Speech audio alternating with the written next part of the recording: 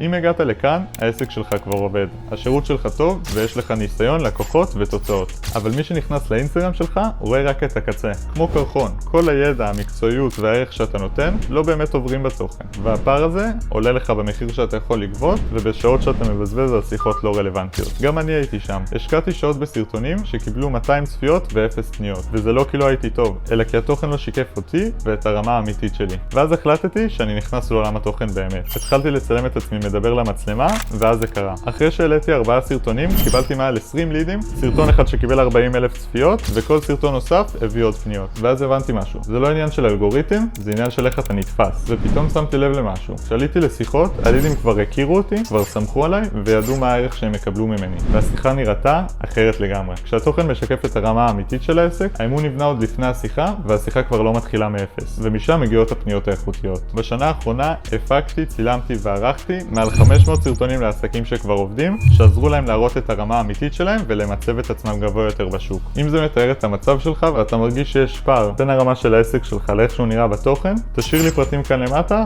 ונבדוק אם זה מתאים.